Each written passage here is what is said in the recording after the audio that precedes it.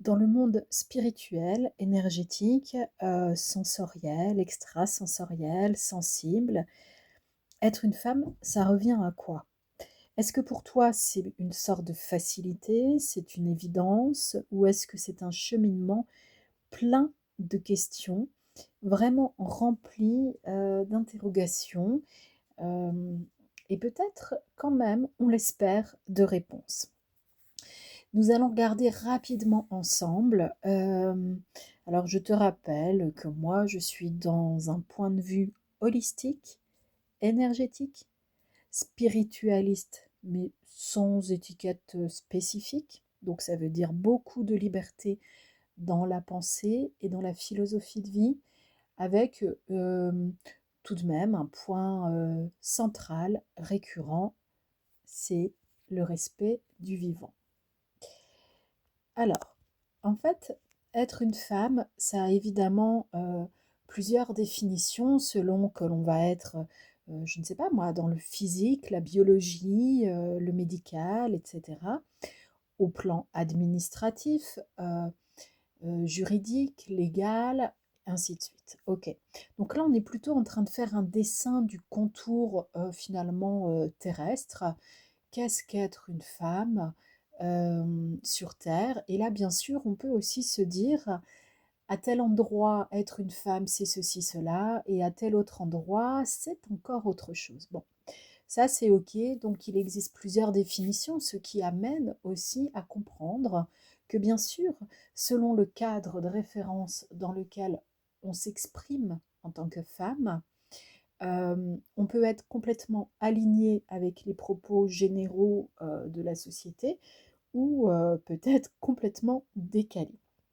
Et quand on commence en plus à parler, excusez-moi de le dire ainsi, mais de sorcellerie, évidemment, tout ce qui est, spiritualiste, énergétique, magnétisme, voyance, clairaudience, et cetera, ça peut, sembler être un petit peu, hors norme pour le quotidien masculin. Et là, je parle pour l'énergie de l'énergie masculine.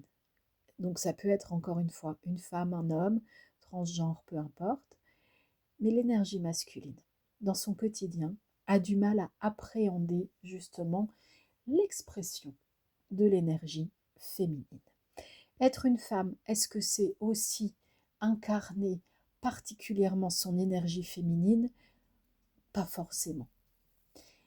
Être humain, c'est en revanche équilibrer son énergie masculine et son énergie féminine.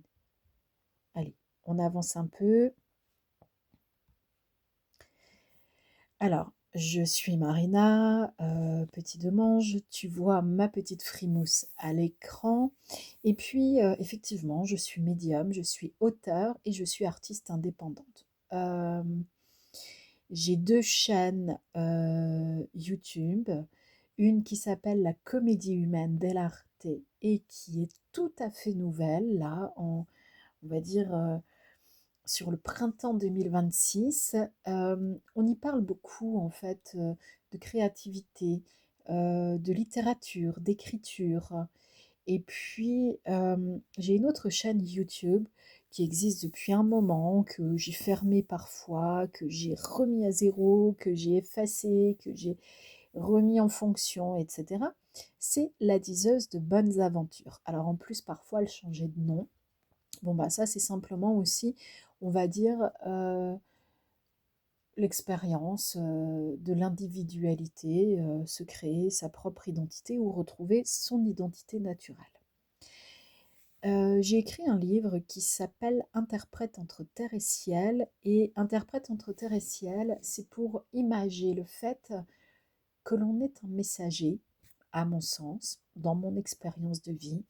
On est un messager quand on a développé ses capacités extrasensorielles et que l'on a ouvert justement l'accès à cette énergie féminine.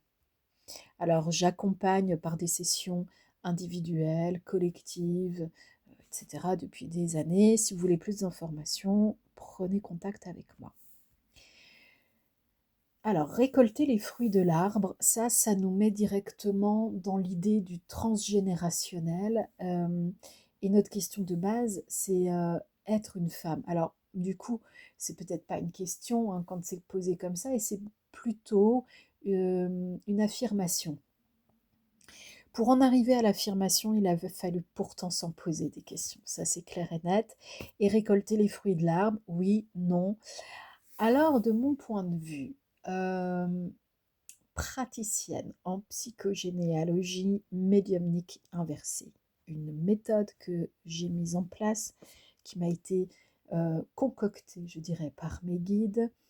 Euh, de mon point de vue, récolter les fruits de l'arbre, oui et non. C'est-à-dire que durant une part de sa propre existence, de façon inconsciente, oui, on va les récolter. Et vous voyez qu'ils peuvent être jolis. Ça peut être aussi quelque chose, bah, si c'est de l'or, comme la poire qu'on voit tout à fait à gauche, ben, ça se mange pas, à quoi ça sert. Si c'est la poire qui est complètement à droite, elle a déjà été grignotée. Bon, si elle a été grignotée par des bestioles, on a beau être un humain qui est un animal, est-ce qu'on a envie de passer derrière, etc. Qu'est-ce qu'on nous lègue dans la récolte? Ça, c'est une vraie question. Qu'est-ce que l'arbre euh,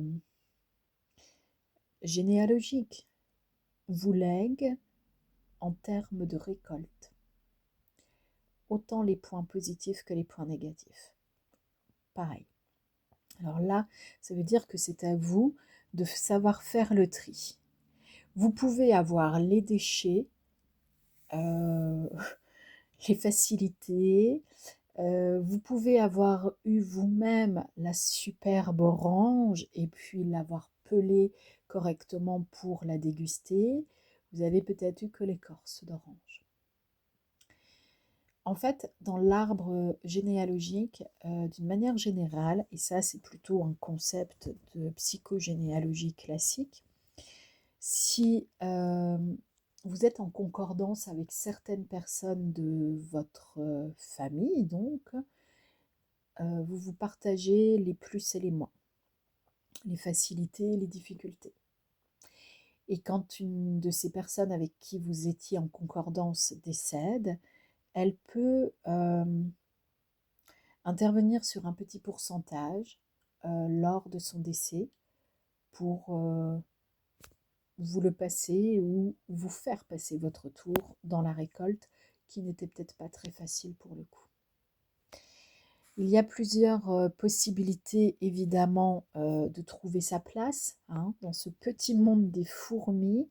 Vous pourriez même vous sentir cigale dans une famille de fourmis ou inversement. En tout cas, ici, ce qu'on voit bien à l'écran, c'est l'idée de plusieurs personnes, de plusieurs individus, plusieurs êtres qui ont des rôles différents. Est-ce que vous êtes la personne qui se repose? Est-ce que vous êtes celle qui s'occupe des plus petits, comme ici? Est-ce que vous êtes celle qui apporte à manger? Est-ce que c'est vraiment la cigale et la fourmi chez vous? Et ainsi de suite. Finalement, dans votre questionnement sur la capacité à être une femme, vous pourriez vous demander quel type de femme vous êtes, mais aussi quel type de femme vous représentez pour votre arbre généalogique. Ça, c'est une vraie question. C'est la question importante même à se poser plus d'une fois dans sa vie pour savoir si on est en train de donner sa vie à l'arbre généalogique ou si on est en train de la vivre, cette vie-là, pour soi.